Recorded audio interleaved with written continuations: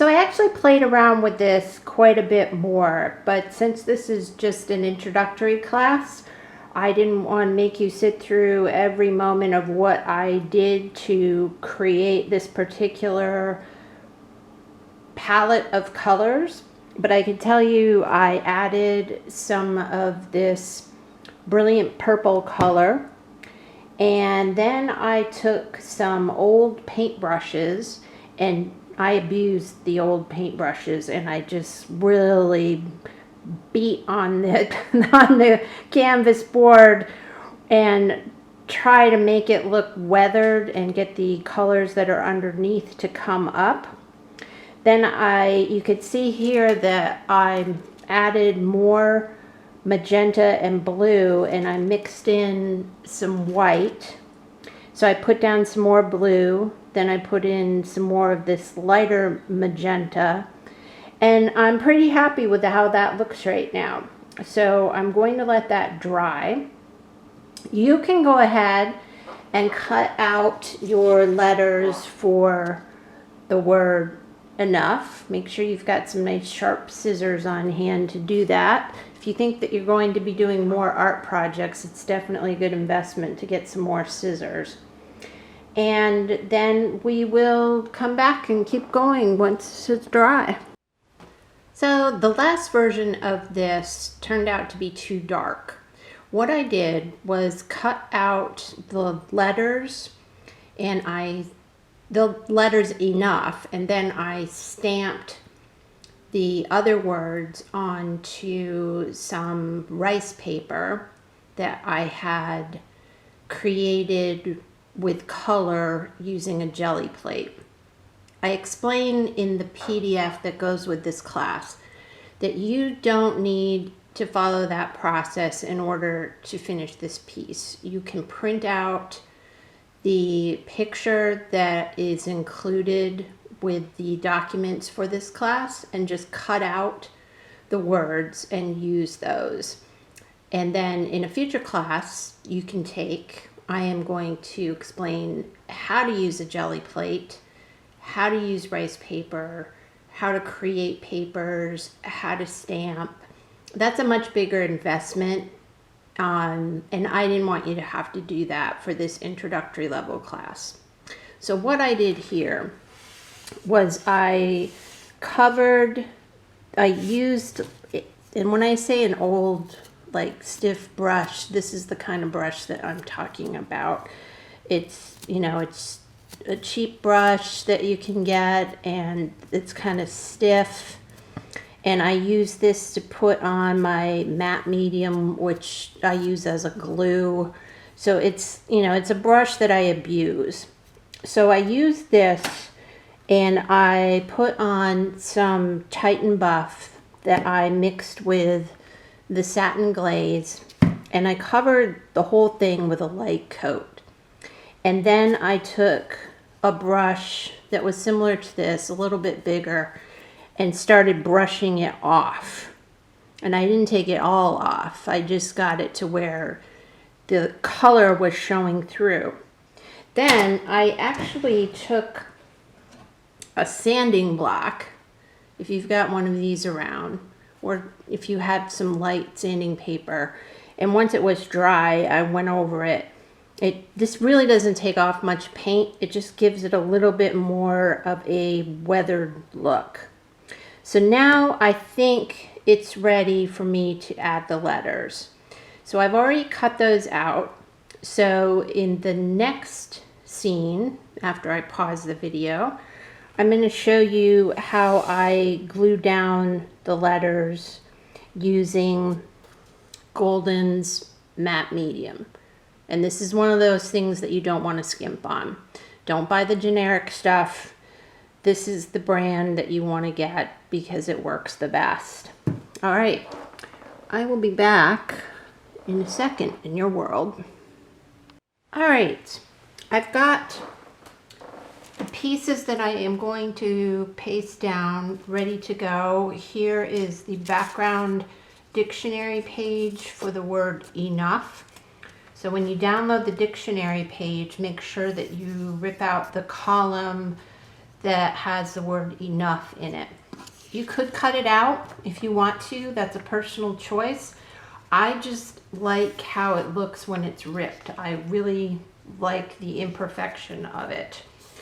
When you are gluing down something that's heavier, anything really heavier than like tissue paper or rice paper, there's a 3-part process that you need to do. I'm putting on my surgical gloves because I don't like getting glue all over my hands. So the first part is you glue down on the wood canvas. The second part is you glue down on the back of whatever it is that you are gluing, like this piece of dictionary paper. And the third part is you glue over the top of it. So I'm getting out my matte medium, and I'm going to put down a layer on the wood first.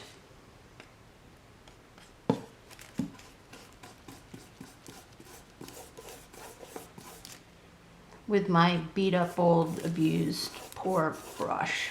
And this dries clear, so if I go over the edges of what I'm gluing down, it doesn't matter. All right, then on my trusty wax paper, so I don't get it all over everything else, I'm going to put another coat on the back.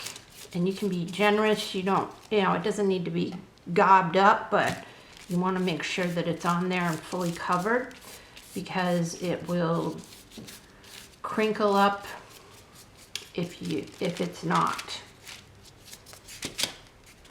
I already made a mark. You're not going to be able to see it, but I can see it where I wanted this to go so that it was pretty centered. And I'm going to check real quick to make sure that that looks pretty centered from the top. This is one of those things that I do want to be more perfect on, because it drives me crazy when it's not centered. So I can see it's not lined up, and you have to get this. This dries very quickly, so you got to get this right pretty quickly. Okay, so this is about 1 3/4. 1 3/4. Okay, not perfect, but good enough. Now I'm put down one more coat on the top. If I skip this coat, it's going to start bubbling up because this piece is pretty long. So if there's any air under there at all, it will bubble up. So that's why I put this down and make sure that it's very well covered. All right, so now I can put down my pieces that I've already cut out. The word enough is on paper that's pretty heavy, so I'm going to put a little bit more down here. Coat the back. You can see where I wear gloves. This makes it easier. And I really want the word enough to show through, so there we go. The word enough is showing through now. And I spaced this out. I cut off the ends. Well, I ripped off the ends of the column because I didn't like how it looked, but you could leave on the words that are at the top of the dictionary page if you want to. You might like that. It's up to you. But I ripped them off, and then I've already spaced them out, so I know approximately how close they need to be, and I'm just kind of eyeballing them to make sure that they're straight. This one looks like it's a little bit off. You can probably see it better in the video than I can. Come on, cooperate.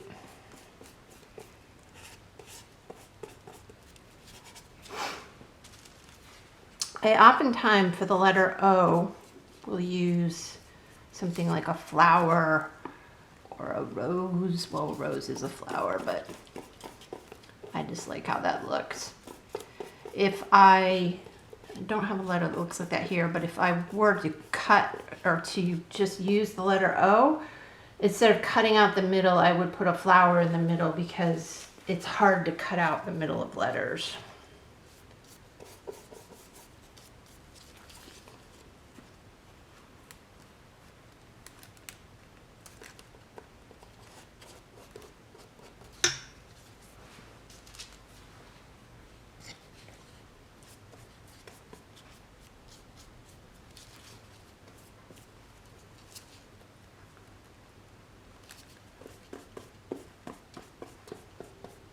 As I said, it looks like there's quite a bit of matte medium on here, but once it dries, it won't look that way at all.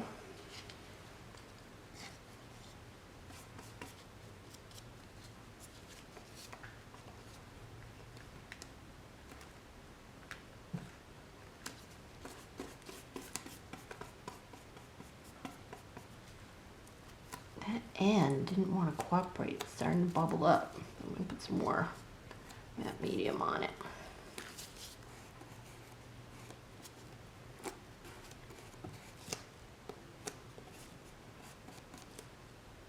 All right, that looks pretty good. I'm going to go ahead and put a coat across the top where the top phrase is going to go. Now, I created these papers on a jelly plate, and then I stamped them down. Or then I not stamped them down, I'm gluing them down, but then I stamped them. And I put links in the PDF document that you have access to, but I don't expect you to make that investment until you're sure that you want to do mixed media art, because it's, you know, to buy all the stuff that you need to start doing jelly papers and stamping is pretty expensive. You definitely need, when I first started out, nobody told me this, but I bought some stamps that did not have a stamping, like an acrylic stamping block. They were just stamps, and it was impossible to see how they were going to turn out, which is fine if you don't care. If it's, you know, close enough is good enough for you. But that's one of the things that I do want, is for my words to be on the same line. I don't really care if these are all perfectly aligned, but the individual letters in a word I want to be aligned. So if you get a stamping block, there are lines on the block that you can align the letters to, and that's what I definitely recommend. It makes life so much easier. Now this stuff I could probably get away without doing a coat on the back. It's actually making it kind of hard to glue these down by putting a coat on the back, but I'm just trying to make sure that it won't bubble. I could probably just do a coat down on the bottom and a coat on the top. The other thing that's nice is that this matte medium seals what's there. So if I wanted to, I wouldn't have to, if I wanted to coat this whole thing with matte medium, I wouldn't have to finish with varnish, but I always finish with a spray varnish. All right, last line. This one's gonna go all the way across. I'm gonna try just putting this one down, see what happens.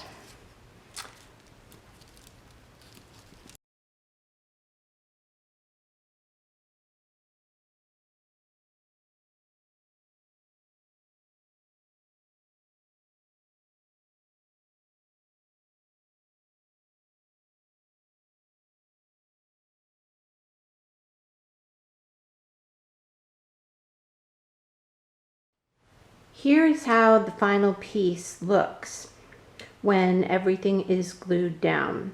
The last step that I will do is put spray varnish on the piece, and do this outside. I wear a mask, and this particular brand, I put it in the notes, is one that I found works well because it doesn't glob up after you use it and put it away and then try to use it again. I went through several different brands and several cans of spray varnish trying to find one that didn't clog up after I used it.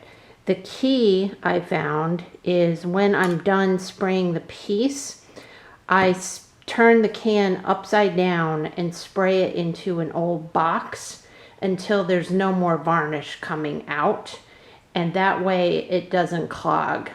Otherwise you're going to end up just wasting can after can of varnish like I did when I first started out.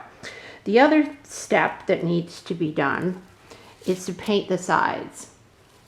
Now, of course, if you're going to frame it, you can skip that step, but I really like how these wood boards look unframed, so I always paint the sides. Some artists like to paint the sides black. I like to paint the sides with a color that matches something that's going on in the piece.